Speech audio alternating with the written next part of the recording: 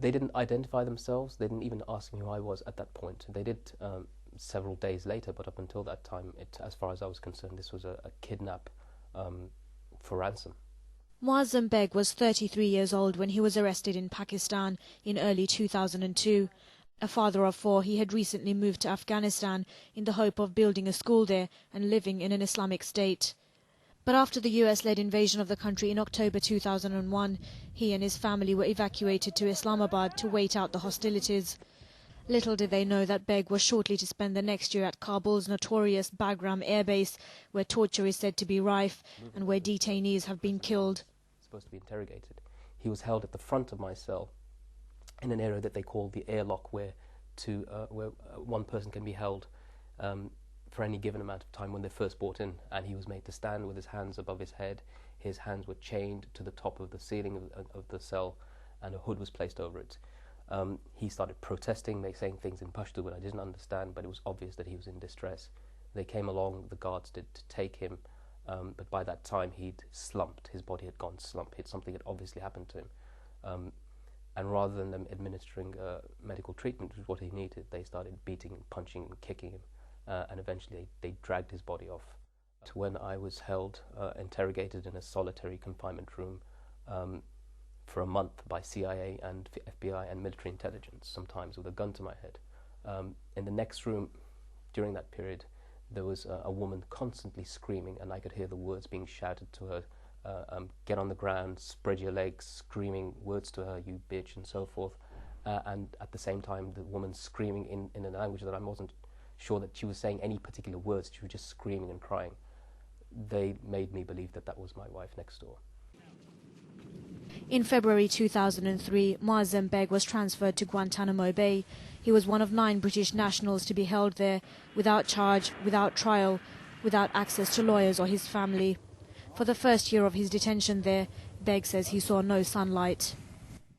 People, before they go to Guantanamo, they have to go through these ghost detention sites where they're held, whether it's at Bagram or elsewhere, and in these places the torture is very physical. People are physically beaten, physically stripped naked, dogs are barking around at them, they're spat upon, they're cursed, and so forth. In Guantanamo, the process is different. One of the arguments is because it's not in a sort of a proximity to a war zone, so they don't have to be as harsh.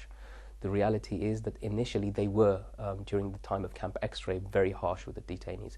As time went on, as people protested, and as now we found that people have indeed died in Guantanamo Bay and been sent home in their coffins, things have changed. They've become more strict in a sense, but also they've been very conscious or sensitive not to be very physically harmful towards the detainees. That doesn't mean that people haven't been physically tortured. It just means that they are now exercising more psychological and mental torture on the detainees. And I'll give you an example. Once that I had literally had an anxiety attack because I'd been in the cell without natural light for several months in solitary confinement, and I punched and kicked the walls and so forth and swore and screamed. Instead of giving me access or the ability to talk to other detainees, they brought in a psychiatrist. But this psychiatrist actually suggested a method of suicide to me. She said, have you ever thought about taking your trousers off and threading them with your sheet, and then putting the trousers around your neck to make a noose, and then tying it to the corner of your cell so that you could jump off and kill yourself? Begg was interrogated on a regular basis. In a letter he sent to his lawyer during his incarceration, he said he was forced to sign documents. In the letter he wrote, I am a law-abiding citizen of the UK and attest vehemently to my innocence before God and the law of any crime, though none has even been alleged. In November 2004, Begg was asked to defend himself against allegations that he was a member of Al-Qaeda and other affiliated terrorist groups, and that he engaged in hostile acts against the United States or its coalition partners. But he insists he had no connection to Al-Qaeda and had never taken up arms. He has previously admitted to financially supporting Muslim fighters in Bosnia and Chechnya, but it was his travels to Bosnia and Afghanistan that were to form the basis of America's suspicions. The US alleged he had attended training camps in Afghanistan, where he learned how to use weapons. They said he sheltered the families of Al-Qaeda fighters and that he supported Osama bin Laden's network. In January 2005, Moazzam Begg was released along with 4 other British nationals. Upon arriving to Britain, they were arrested and questioned at the high-security Paddington Green police station. The next day, Moazzam Begg was a free man. And I was taken on a RAF transport plane with 3 other British detainees back to the United Kingdom.